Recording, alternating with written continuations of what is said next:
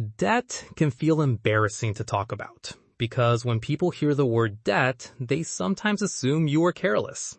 But that is not always true. Sometimes debt starts with an emergency. Sometimes it starts because income was not enough. Sometimes it starts from helping family.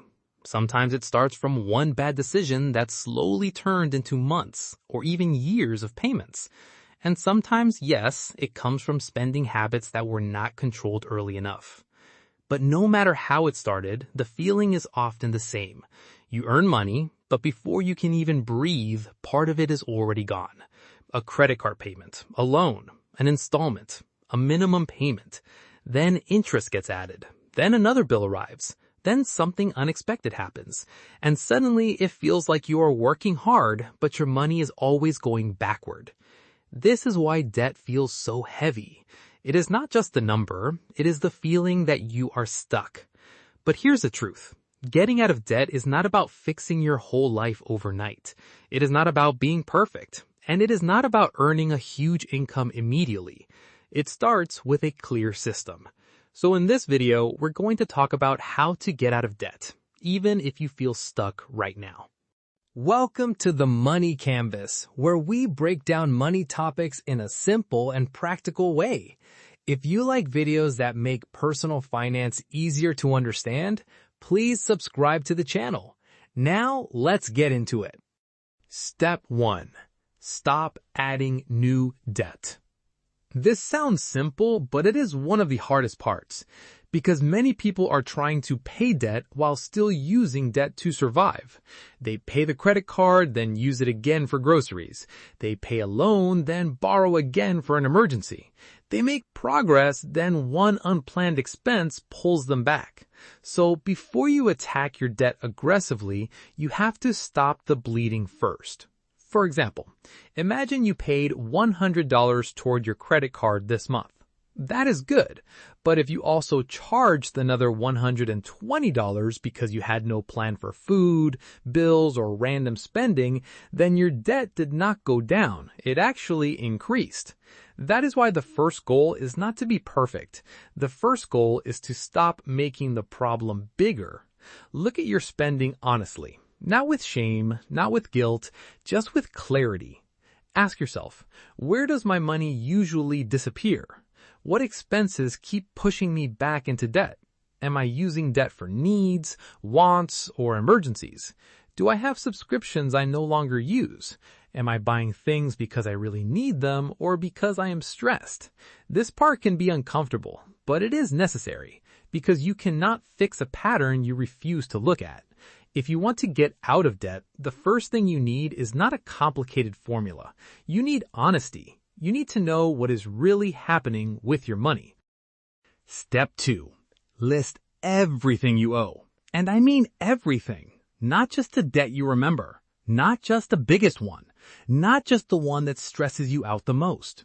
Write all of it down.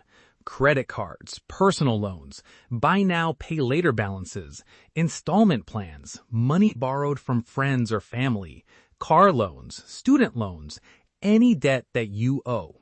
For each debt, write 4 things: the total balance, the interest rate, the minimum payment, and the due date. At first, this might feel scary because sometimes the scariest part of debt is seeing the full number. But once you write it down, something changes. The debt stops being a vague fear in your head. It becomes a clear problem you can actually solve. For example, instead of saying, I have too much debt, you can say, I owe $3,000 total. My highest interest debt is my credit card. My minimum payments are $250 per month, and this is the first debt I need to focus on. That is a different mindset. Now you are not just worrying, you are planning. A debt you ignore feels endless, but a debt you track becomes measurable. And what you can measure, you can start improving. Step 3. Build a small emergency buffer. This might sound strange, because if you are in debt, your first instinct might be, why would I save money if I still owe money? And I understand that. But here's the reason. If you have 0 savings, every surprise expense becomes new debt. A medical expense, a delayed paycheck, a repair, a broken phone, a family emergency.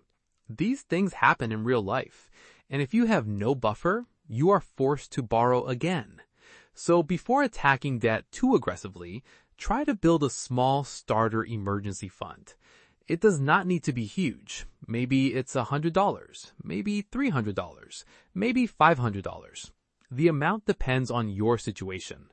The goal is not to become financially secure immediately. The goal is to create a small wall between you and more debt. Because paying off debt with zero buffer is like cleaning the floor while the faucet is still leaking. You are working hard, but the problem keeps coming back. So yes, pay your debt, but also protect yourself from going backward. Even a small emergency buffer can give you breathing room. And when you have breathing room, it becomes easier to make better decisions. Step 4. Choose your debt payoff method. Because once you know all your debts, you need a clear plan for which one to pay first. Without a method, it is easy to pay randomly.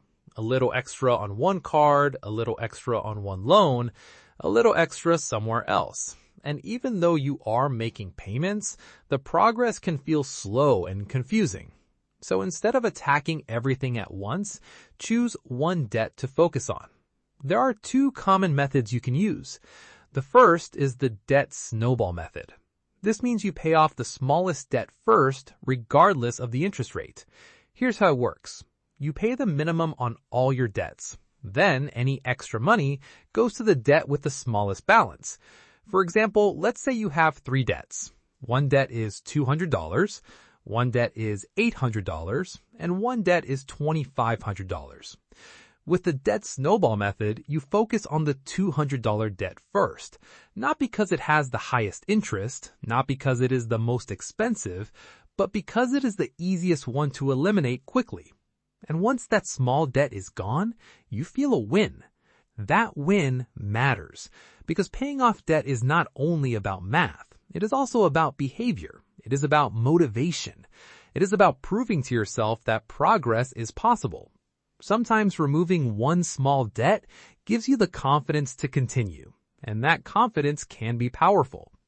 This is why the snowball method works well for people who feel overwhelmed. If you have many debts and you feel like you do not know where to start, paying the smallest one first can give you momentum.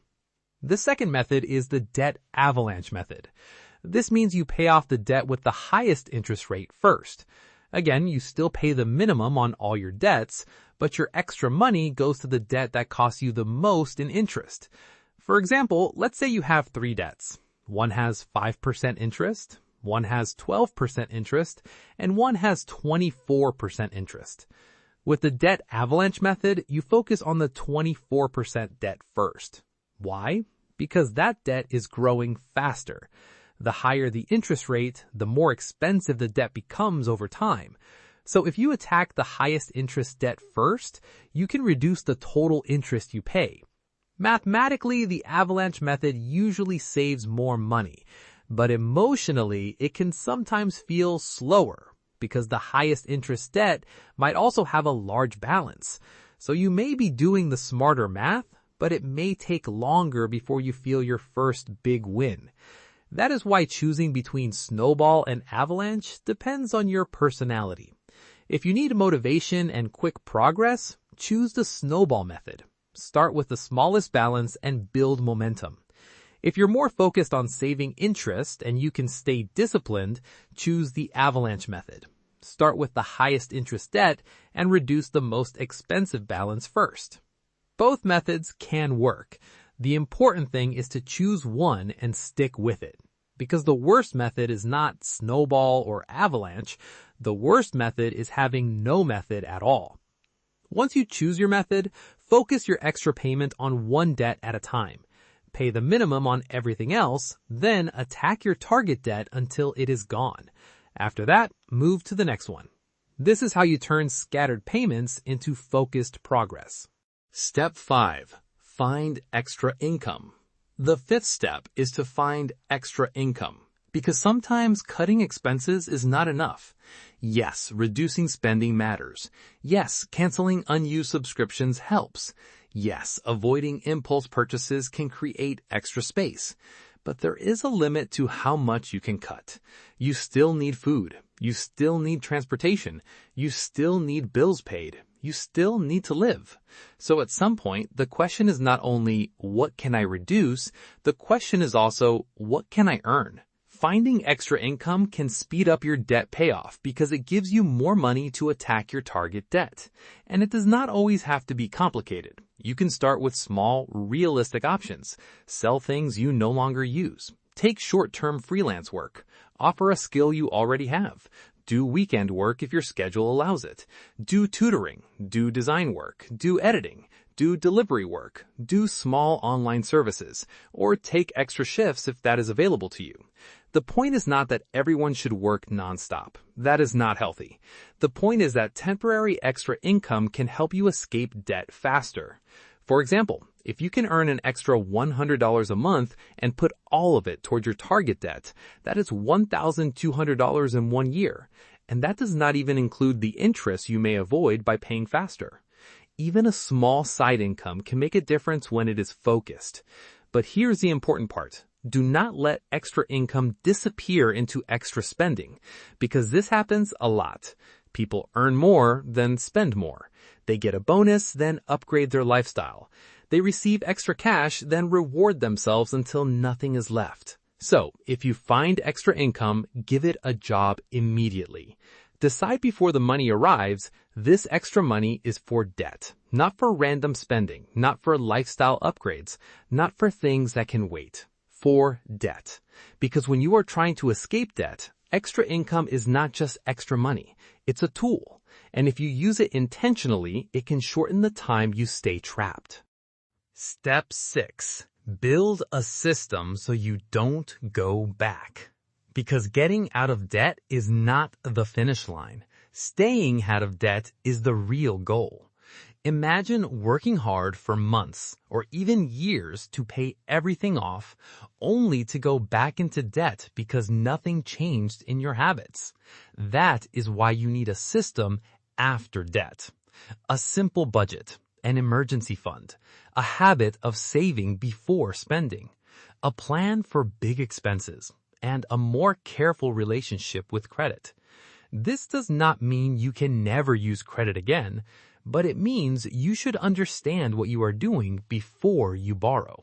Because credit cards, installment plans, and buy now, pay later offers can feel harmless at first. The monthly payment looks small. The purchase feels affordable. But if you stack too many small payments, they become one big burden.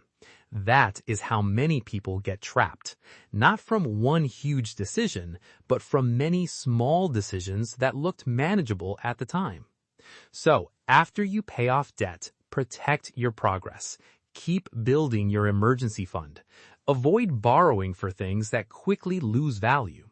Do not upgrade your lifestyle immediately just because one payment disappeared. And when you finally have extra money, use it to build your future. Savings, investments, skills, business, family goals, peace of mind. Because the money that used to go to debt can now go to freedom. And that is the real reward. Debt freedom is not just about having zero balance. It's about getting your options back. So if you feel stuck in debt right now, remember this. You do not need to fix everything in one day. You just need to start building a better system. Getting out of debt may not be fast, but it becomes possible when you stop guessing and start following a plan. You do not need to be perfect. You just need to be consistent enough to move forward. One payment at a time, 1 month at a time, one better decision at a time. If this video helped you understand debt in a simpler way, please like the video and subscribe to the Money Canvas for more simple finance lessons. Thank you for watching, and I'll see you in the next video.